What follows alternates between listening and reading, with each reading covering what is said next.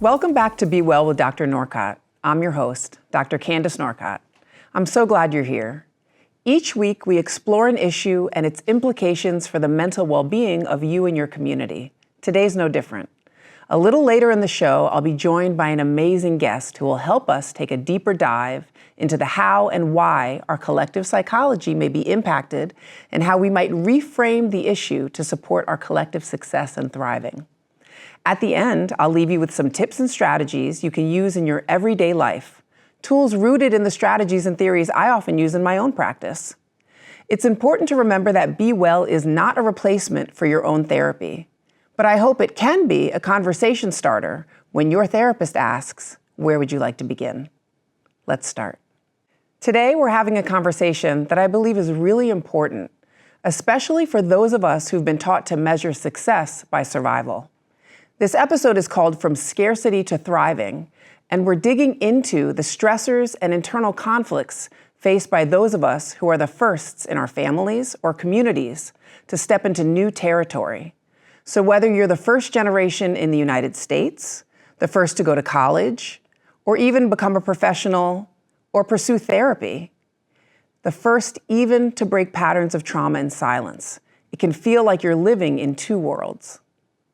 Because when you're a first, you don't just carry the pressure of being successful. You carry the weight of representation, expectations of family, and the unspoken rules about not leaving people behind. And even when you reach the milestones, the degrees, jobs, accolades, the historical memory of scarcity doesn't just vanish. You might still hear that little voice that says, don't get too comfortable, keep grinding, or what if it all goes away? Many of us come from communities that have historically had to operate in survival mode. We've had to hustle, stretch, and sacrifice. Joy? Joy sometimes felt like a luxury, or even worse, selfish. So in today's episode, we're asking, how do we move from scarcity to thriving and give ourselves permission to enjoy the lives we've worked so hard for without guilt or fear? So we're going to unpack how scarcity shapes the way we think, feel, and show up in the world. The emotional labor, the being first, especially in communities of color, and how we can start rewriting the script. We don't want to just succeed, we want to thrive. And my hope after this show today is that you hear that you're allowed to. You're allowed to thrive, experience joy, rest, and not just rest because you've earned it. Next, I'll be joined by a guest who works closely with first-generation folks navigating these exact experiences. Together, we'll explore what it looks like when you honor where you come from while allowing yourself to flourish. And as always, at the end, I'll leave you with a few practical tips to help you shift your mindset and maybe start building a life rooted in abundance and not just guilt. Thriving isn't just about having more, it's about knowing that you're worthy of more, recognizing that your joy is not a betrayal of your roots. In fact, it may be a way to honor them. So take a deep breath in and exhale. On the other side of the break, we'll dig in. You don't want to miss this one. Stay with us.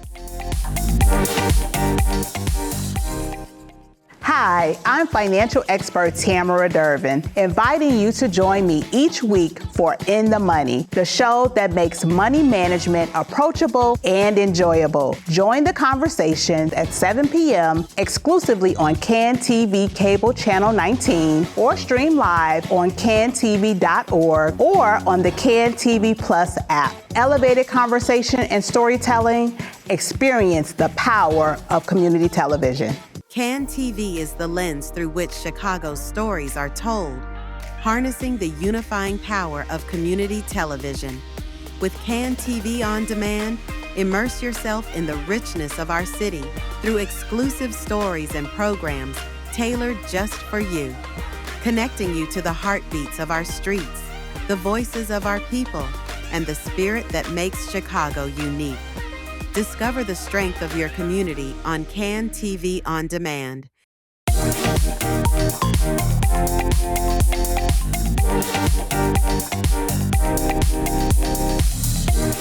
In each episode's deep dive segment, we slow things down and take a thoughtful look at a specific issue or challenge. with an eye towards reframing how we understand it. It's not just about breaking down the topic, but instead exploring real, actionable ways to shift your perspective, whether that's in your own day-to-day life or in how you relate to someone else's story. So the goal here is connection and clarity. Let's start. To help me with today's deep dive, I'm joined by licensed clinical psychologist, Dr. Shanta Kanukolu.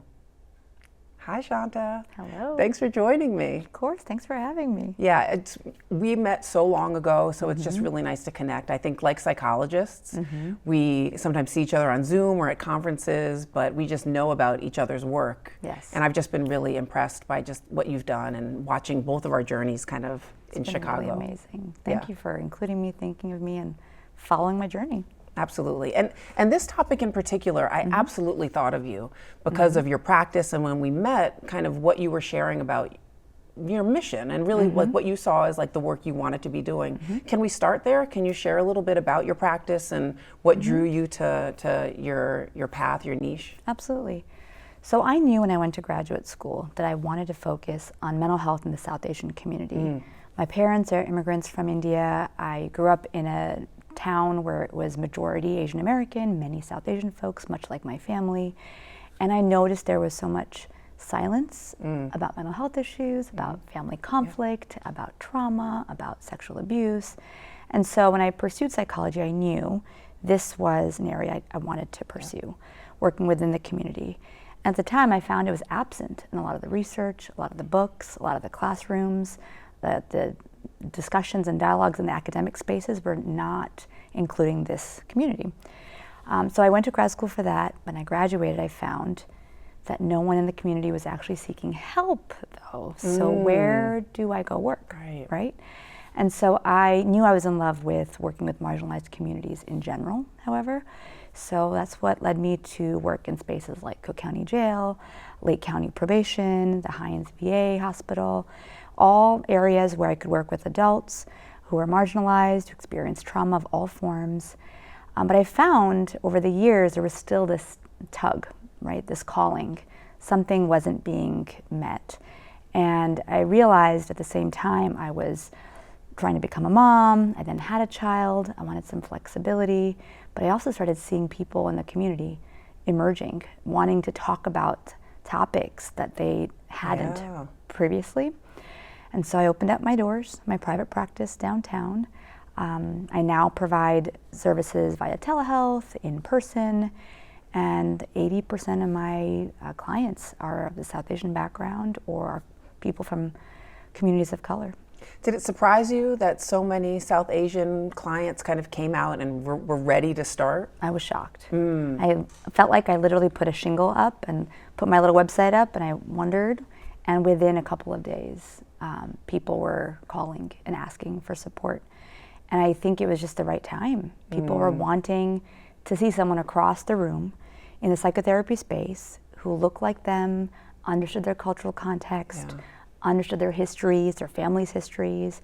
And it's still surprising to me how I'm still here doing this work and the wait lists are long. People are looking for this type of work and this type of care, and I'm immensely grateful I took the leap to do it. Yeah, the need's there, for sure. Yeah. Can you say a little bit more, because you were referencing kind of the cultural context, and so what are those things when you think about South Asian communities that maybe have been, continue to still be a bit of a barrier to care, or are kind of built into the cultural context that maybe kind of get in the way of when people seeking therapy, or even that come up when they are seeking therapy? Yeah, I think this theme of survival and that being enough is a big theme, right? And at first it doesn't seem like it because you're working with people who, you know, stereotypically, right? I'm in downtown Chicago, so I stereotypically have people who are in grad school, who are working corporate America, who are lawyers in big firms. So they've checked off all the boxes. It doesn't seem like they're in survival mode per se, right? They've got the house, they've got the kids, they've got the home, they've got the marriage. But when you dig deeper, there's something that is feeling unfulfilling to them. And you realize that they were taught to focus on stability, on safety, in being good citizens and doing the right things and not drawing attention in negative ways. And while that's wonderful in many ways, right, which is a strength of the community stereotypically, what happens is the tough things are put under the rug, right? So depression, marital dissatisfaction, sexual abuse, trauma from family dynamics, intergenerational trauma. And when this goes unspoken, it shows up in the body, in people's moods, in people's decision-making abilities, in their health conditions, right? And breaking the silence is challenging still. Not everyone in the community might be open to talking about topics that feel uncomfortable or feel like they bring a negative reputation to a family, or might make one's family seem like they are not honorable in some way, right, or imperfect in some way. Thank you for laying it out like that, because, you know, in the beginning when you're talking, I'm sure most people are like, what's the problem with that, right? This is what we want. Like, we want to, like, we want the on paper to look great, right? We want, we've worked really hard. But then it's that when life happens, right? When life lifes, do we have any language or communication style to talk about it, to get through it? Or is it like, that doesn't fit with this mask? And so as you're talking, I'm sure many people who do not identify as South Asian are resonating with, oh, like, these are themes that are impacting me too, right? Like, that doesn't happen in my family. Well, it did happen in your family, and we have to talk about it. And what's the damage when you don't talk about it? Right. I had people in my community, my parents' generation or my grandparents' generation, saying, why are you studying this? We don't have those problems. But I know I was in the spaces or in the classrooms or in the college dorms hearing things that they were not. So there was a huge gap, right, in what is being talked about and what is occurring. Yeah. And what is being assumed about one's family, right? And then their families invested in keeping that picture going, right? You're assuming something about my family or about me or my culture, and there's a lot of push to keep those images up. Right, and even the people going through these hard experiences don't want to hurt their families or sometimes share what's going on with them out of deep gratitude for what their families have done to come to this country, what they gave up, what they sacrificed. So there's a lot of, you know, in psychology we call it parentification, right? There's a lot of, especially older siblings, like holding on this pressure to say, like, I need to protect my family from some of the tough things I'm going through, because they've been through enough. They've had a long, exhausting journey in various ways. They had to miss their family's members' deaths, weddings, right? That's such a good point, yeah. And so there's this protective nature in which one generation wants to show compassion for the previous generation by saying, I'll just deal with it myself. But then where are they dealing with it if they're not talking about it with other people? Right. Right, so it just occurs over and over again. That parentification, so basically when children take on the roles and the responsibilities of their parents, that, I think, layering on to that, some children are translating for their parents, going to medical appointments, and so there's the emotional kind of weight of parentification, and then there's like the logistical work of it. Right. Actually having to do work like fill out FAFSAs for younger siblings. Absolutely. If your parents never went to school here, high school, college, any of it, right, or didn't go to school at all, and they're coming here, just getting by and working and maintaining a job and keeping things flowing in the home is a lot of work. And so how are they going to then teach their kids how to then move forward in the U.S. context? That's going to be on the children to learn that, keep their ears out, right? Listen up for what they need to be doing. They don't have the generational wealth or the social capital that their white counterparts have, perhaps. Yeah, we could say it, right? Like, and you know, but that brings us to a great point, because I think that in this time when I think the push is to be so divisive, when we think about communities of color and how we've been marginalized, there's a lot that's universal about these experiences of firsts. And so, you know, when I was mentioning before about, you know, whether you're first to be in this country or the first to go to college, sometimes there's a lot of overlap in that, like, Venn diagram, right, in those overlapping circles. So I think that, you know, whether you're identifying as Black, South Asian, Latino, like, there's something that we're talking about, I think, that's going to resonate. Yes, I gave a TEDx talk specifically on the topic of surviving to thriving in the South Asian community. And I was surprised that people in the audience were coming up to me afterwards saying, I'm not South Asian, but that totally applies to me. I'm Polish, but that totally hit what you just said. Other people were coming up and saying, I just realized that I've been trying to explain to my partner why I'm scared to take certain risks, or why I'm so anxious about our finances, or why I need a certain amount of money in our bank account. And I never realized it came from these messages I got because I'm the first of fill in the blanks, right? First in my family to go to school, first to be born here, first to own a home here, whatever it might be. And so you brought up your two things, and I think that we're heading in the same direction, because your TEDx talk, which I'm like super impressed about because I can barely remember my address anymore. But so your TEDx talk and you know, the thinking about the challenges and how this shows up in people's lives. And so you got some examples. Right. You know, as you're kind of building this practice, how did you start thinking about this idea of surviving and thriving as kind of this theme that flowed in and that was relevant in this population and you know, in the work that you're doing? And what are some shifts that you work with your patients to make? Yeah. So I noticed in the community outside of therapy, I was hearing this similar theme. And the words used were not scarcity or survival. It was more like, I have a great job, but why am I not happy? Right? Or something's missing, I don't know what it is. Maybe I'm just tired. Right? There was I'm hearing this in the community outside of the therapy room. And then within the therapy room, I'm seeing people come in who are very accomplished, very educated, you know, highly educated, I should say. And they're coming saying that they feel this pressure to do even better in certain settings. Or they felt this pressure to be, because of the first Indian woman, let's say, in a certain space, that they've got to nail it because they can't disappoint the community, right? Or I think of the 30-something-year-old South Asian male who is feeling this pressure to get married to the right kind of person because he doesn't want to add pressure or stress to his family, but he's struggling to actually do that while maintaining his medical practice, right? And so there's this theme I was seeing in and out of the therapy room, that people had a desire to be more nourished and take more risks or live a different kind of life, but they would go back to saying, oh, but I shouldn't, because I should just be grateful for what I have.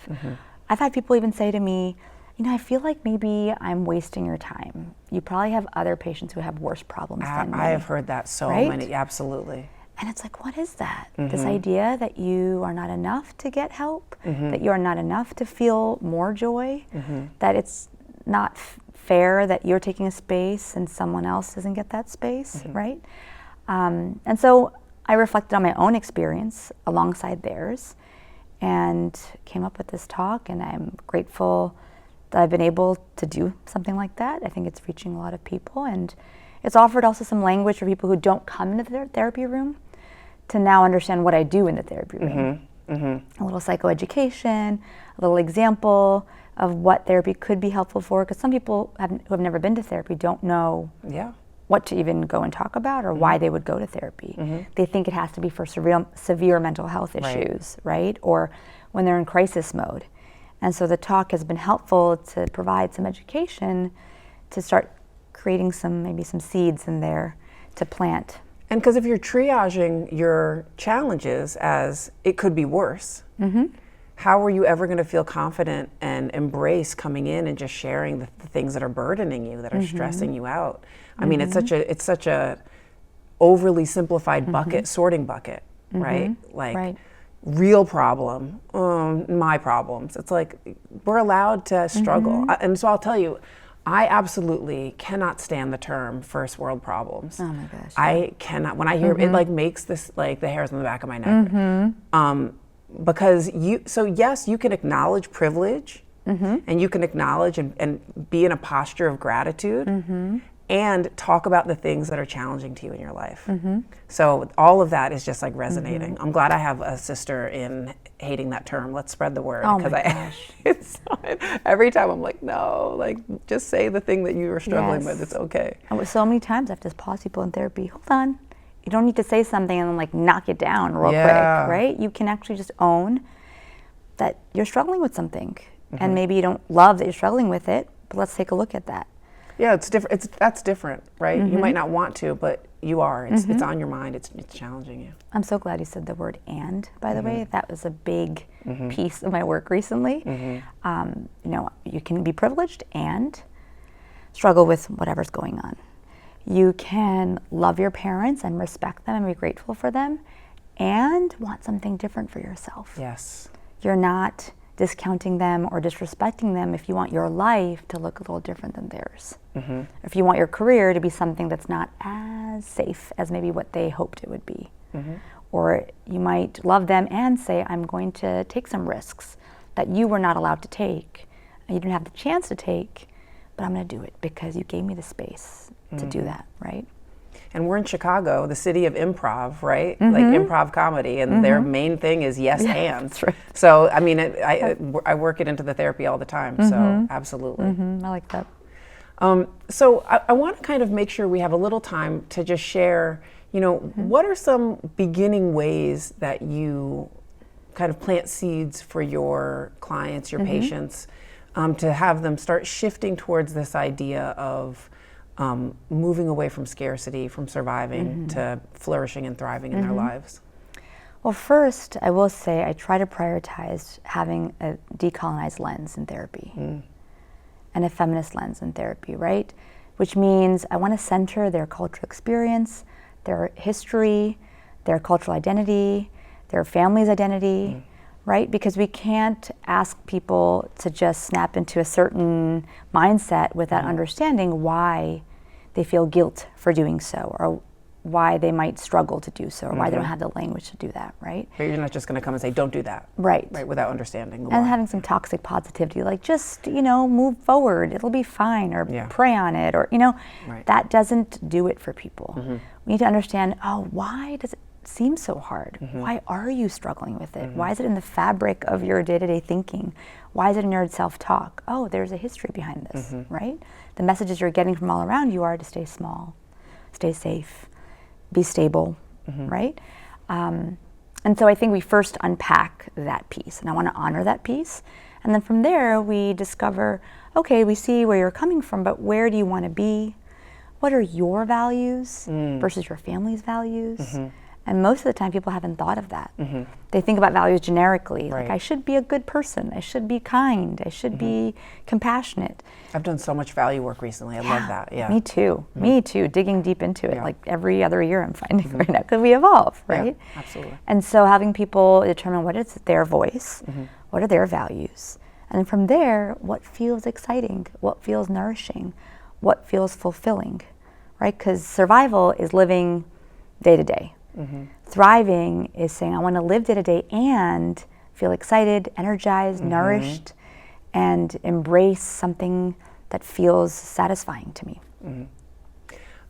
We need to end it there because I feel energized. I feel excited in this conversation with you. So it's taken us to a perfect place, and so I'm so glad that you joined me today. Me too. And I just hope that people really can, you know, what we're talking about resonates with them, because people deserve to have a life that they are excited about. Always. Yeah. Thank you so much. Thank you. On the other side of a short break, we'll close out the episode with a segment we call the closing session. Stay with us.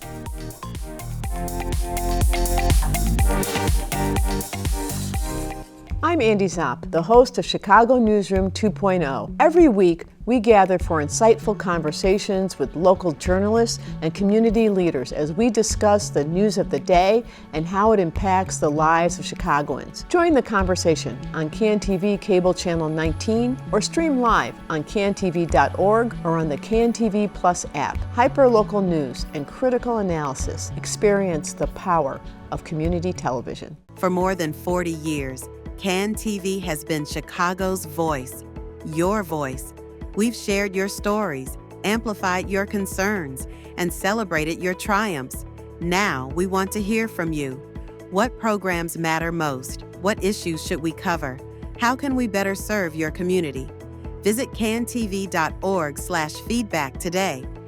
CanTV. Experience the power of community television.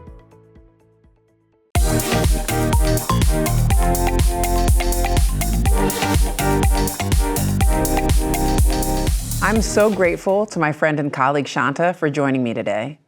With the world seemingly on fire, I'm hopeful about the ways communities of color can show up for each other. At the end of every episode, I extend an invitation to you, and that's what I'm going to do now, to invite you to reflect on your readiness for change. Maybe you're ready to make a shift in your life and just need that help taking the first step. If that's you, I'll share some ideas and practices to try, because I know that for so many of us, whether you're a first-generation college student, the first in your family to build a professional career, or the firstborn in a new country, this journey's personal, layered, powerful, and sometimes it's heavy.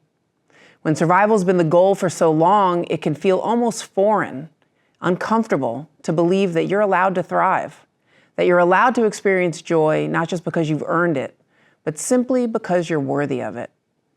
So before we wrap up, a moment of reflection. Ask yourself, where in your life are you still operating from scarcity? Where do you find yourself bracing for loss rather than open to abundance? Maybe it's around money, relationships, your own time and energy. And then I invite you to think about what it would look like to shift, even just a little, towards thriving. What's one small thing you could do this week to honor the life you're building instead of just surviving it? Maybe that means setting a boundary that you've been worried about setting. Maybe it means allowing yourself to rest without feeling guilty or you need to really earn it. Maybe it even means celebrating a win instead of rushing to the next task. There's not going to be a right answer here, just honest, compassionate reflection. You are not being ungrateful when you choose to thrive. You're not dishonoring your family, history, or culture by embracing joy. Maybe, just maybe, you're honoring their sacrifices by living fully.